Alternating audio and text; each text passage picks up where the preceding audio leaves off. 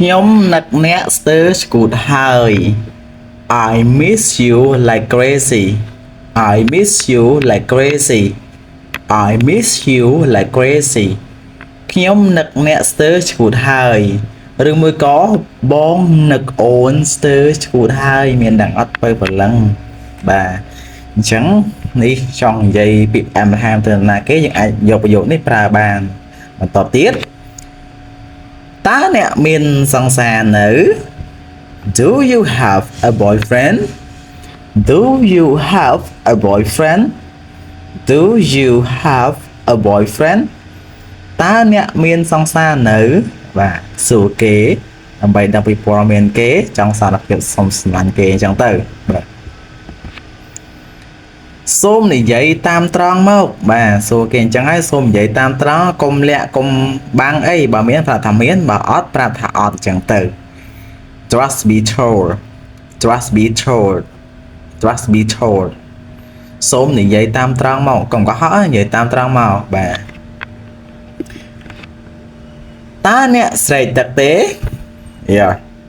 Are you thirsty Are you thirsty Are you thirsty តើអ្នកស្រែកទឹកទេឬមកក៏តើអូនស្រែកទឹកទេនេះបើសិនជាប្រុសសួរណាបាទបើសិនជាខាងស្រីសួរវិញតើបងស្រែកទឹកទេបាទអញ្ចឹងទៅបន្តទៀតខ្ញុំមិនអាចរស់ដោយគ្មានអ្នកបានទេបាទបើស្នេហាវិញណាបងមិនអាចរស់ដោយគ្មានអូនបានទេ I can't live without you I can't live without you I can't live without you បាទអញ្ចឹងបានន័យថាខ្ញុំមិនអាចរស់ដោយគ្មានអ្នកបានទេអញ្ចឹងជីវិតគឺត្រូវការតែអ្នកម្នាក់ឯងអ្នកផ្សេងមិនអាចមកបំពេញបានទេបាទបន្តទៀតអ្នកជាពិភពលោករបស់ខ្ញុំ Wow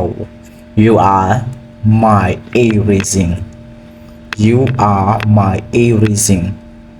You are my everything អ្នកជាពិភពលោករបស់ខ្ញុំបាទអញ្ចឹងស្អាតថាអូនម្នាក់អេព្រោះអូនជាពិភពលោករបស់បងអញ្ចឹងទៅបាទបន្តទៀតគ្មានអ្វីធំដុំទេ No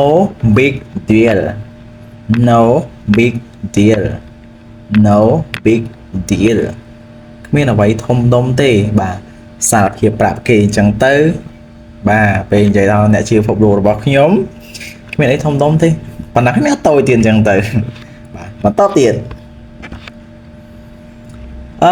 You change my life អ្នកអាចសំដៅអ្នកបានផ្លាស់ប្ដូរជីវិតរបស់ខ្ញុំ You change my life You change my life អ្នកបានផ្លាស់ប្ដូរជីវិតរបស់ខ្ញុំបាទពេលខ្លះពេលបងប្អូនរើសដៃគូត្រូវគឺធ្វើឲ្យអ្វីៗគ្រប់យ៉ាងហ្នឹងមានការផ្លាស់ប្ដូរទៅរកភាពល្អប្រសើរប៉ុន្តែពេលខ្លះបើរើសដៃគូខុសអ្វីៗនឹងធ្លាក់មកដណ្ដាបលើសដើមបាទអញ្ចឹងការរើសដៃគូសូមមើលផងបាទអរគុណច្រើនបងប្អូនសម្រាប់ការចូលតាមដានទស្សនាវីដេអូមួយនេះតាំងពីដើមរហូតដល់ចប់បើសិនមានកំហុសខុសឆ្គងសូមការអធិស្ឋានជួបគ្នានៅវីដេអូក្រោយៗទៀត